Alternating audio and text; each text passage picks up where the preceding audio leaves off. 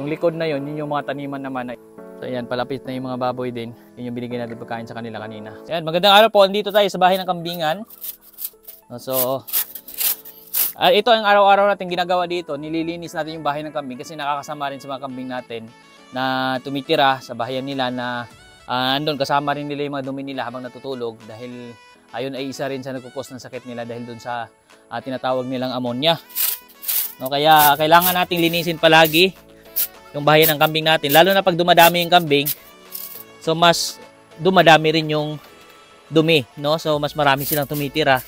Kasi dati nung konti lang yung kambing namin ay walang problema kasi nga kusang nangalaglag, pero pag marami ng kambing natin, so nagiging marami din yung mga dumi sa paligid-ligid nila.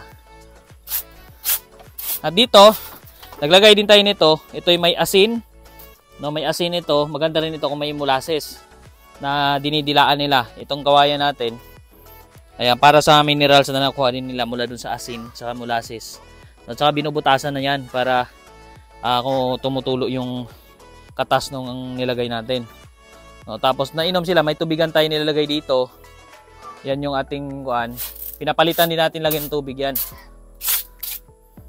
So ayan o, ngayon nga bago bumaba may umipot na naman tayong kambing. So ganito talaga, no, part ng pag-aalaga ng hayop. Kailangan matyaga rin tayo sa paglilinis ng mga bahayan ng mga alaga natin.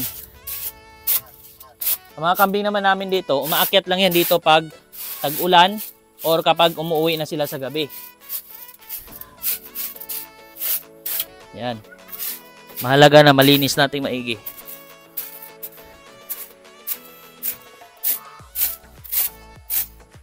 Yan o. Madalas naglilinis kami dito ng umaga para natutuyo yung medyo basa na part ng kanilang sahig.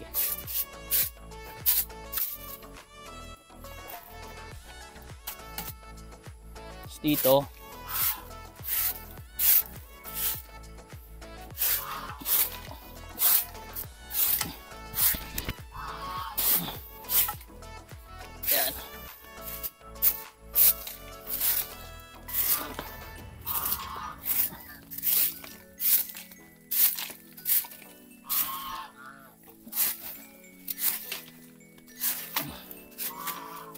ito, magandang fertilizer rin to, itong mga dumi nila. Kapag ito iniipon natin, pagka marami na at may kailangan natin paggamitan, ay nakukuha rin natin to. So, panglagay, dyan na iniipon natin sa gilid, panglagay natin sa mga halaman. Pero hindi natin to dinidikit kasi na-try namin dati. Dinidikit namin sa halaman yung mismong dumi na mamatay dahil sa acid din. Yung iba naman, ginagawa nito, nilalagay sa sako, tapos nilublob sa tubig ng ilang araw. Yung tubig na pinaglubluban, yun yung ginagamit nilang pang fertilizer sa mga halaman. Ayan o. Tapos yung tubig naman, pinapalitan at nilalagyan natin. Madalas kasi nauubos or kapag di man naubos ay pinapalitan natin. At ito yung timba, oh, madumi na siya. So kailangan natin dagdagan ng tubig lagi. Dahil pag nauuhaw sila, ayan sila uminom. Nandito na yung kambing natin, nakababa na rin sila, oh.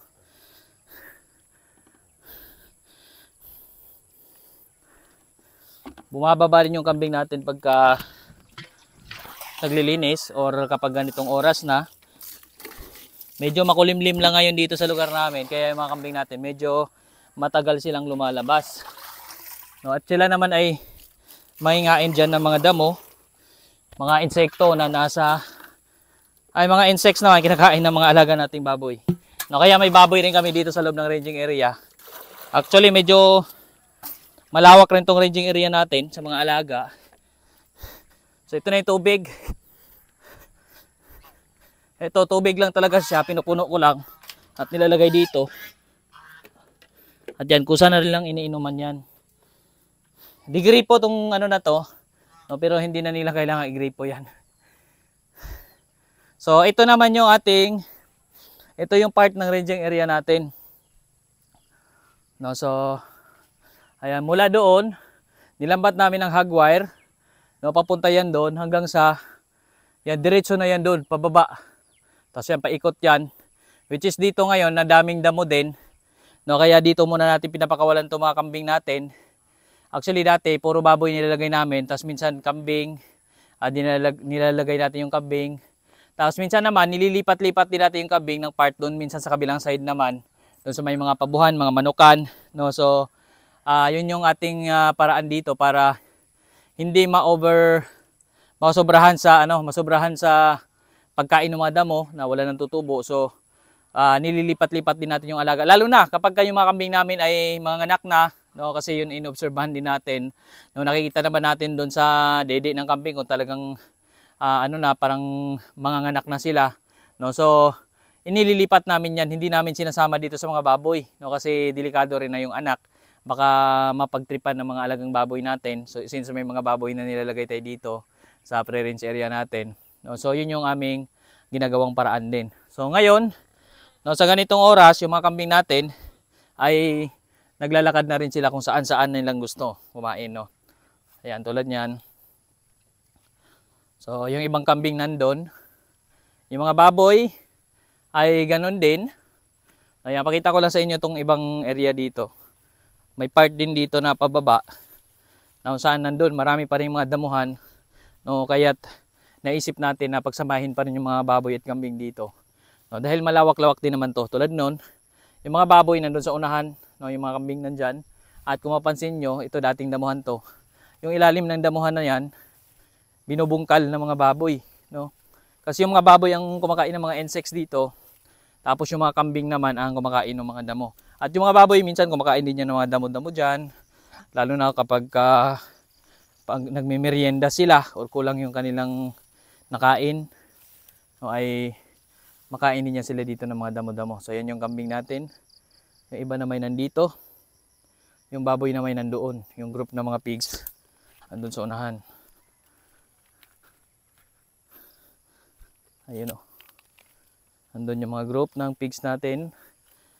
No? At kapag sobrang tag-init, nakakatago pa rin yan sila kasi dito may mga niyog. Tapos may part pa rin dito na madamo. Doon naman sa unahan yung damuhan. Pakita ko sa inyo, itong baba na part, ito yung kamalig naman. Yan, medyo malawak rin itong nilambat namin. No, kaya kahit medyo magtagal din yung mga kambing namin dito, ay nabubusog pa rin sila, no, dahil sa daming damo na nakakain nila dito.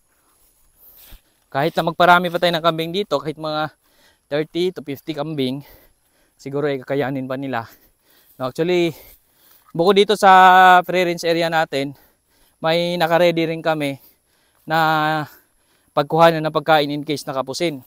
No, dahil doon sa bandang unahan, nandun yung mga napier grass naman namin. No, nagtanim din kami ng napier grass dyan na para pang pang backup namin in case na dumami yung kambing natin or yung mga baka kapag dumami sila. Ayan yung kamalig. Ayan, may kawayanan dyan. Yan yung damuhan na part dyan, part pa rin yan ng ranging area. Tapos yung napier grass nandun yun.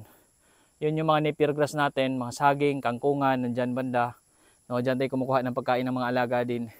At yung mga madre de agua, meron din tayo dyan. So, yan yung taniman naman dyan. Hindi nakasama ng ranging area, hindi namin nilambat yan. Ang lambat natin ay hanggang dyan lang sa may baka. Dyan, pa ganyan. Yung likod na yun, yun yung mga taniman naman na ibang mga pagkain ng alagang hayop. Habang dito banda sa kabilang side naman, doon sa bandang ibabaw, yun naman yung taniman ng kasaba. So ayun, nandito nga yung mga baboy. Oh. So ayan, palapit na yung mga baboy din. At sila ay busog. Kanina pinakain natin sila ng yellow corn. No? So yellow corn at iba pang mga pagkain. Darak, kasaba. Yun yung binigyan natin pagkain sa kanila kanina. So ayun, no? Maraming salamat po sa inyong panonood.